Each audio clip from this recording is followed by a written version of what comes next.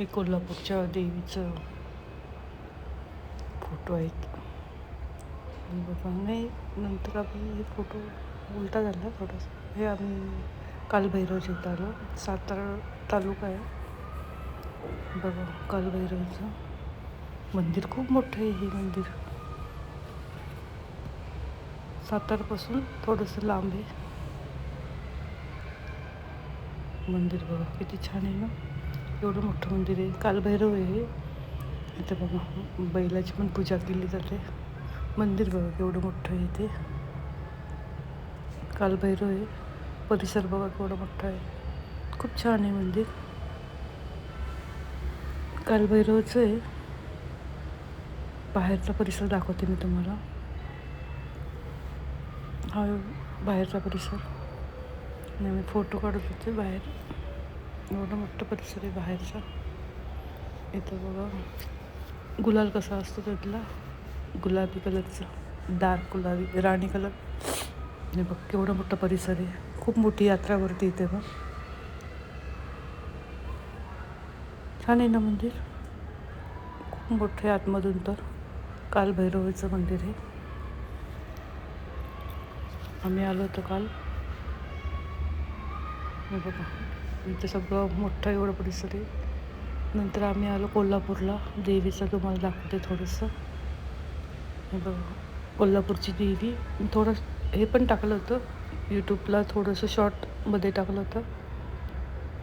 हे बघा गर्दी होती. नंतर मग थोड्या वेळाने आरती झाली.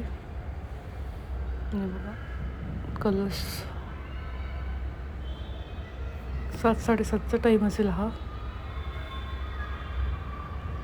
आम्ही आलो तेव्हा मग 8-8:45 झाले होते. 9 वाजता 9 आणि 10च्या दरम्यान आरती होते.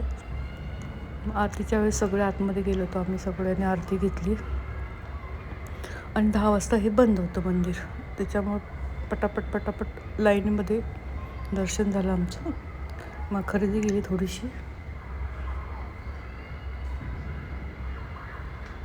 असते ना बायकांना खरेदी करायचं. थोडीशी खरेदी केली. हे बघा सगळं छान आहे. महाग नव्हते, बरं म्हणजे व्यवस्थित होती. किंमत माहीत झाली आता सगळ्यांना कितीला काय भेटतं ते. थोडं मंगळसूत्र वगैरे, ते कोल्हापुरी साज, बरं ते घेतलं. हे बघा इथून सगळे उतरतात. गर्दी बघा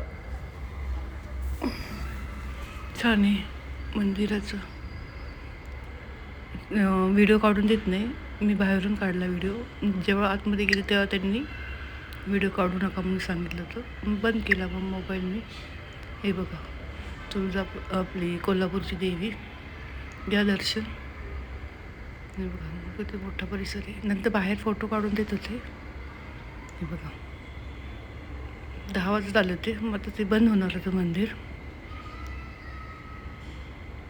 हे ना सगळं लाईव्ह आहे.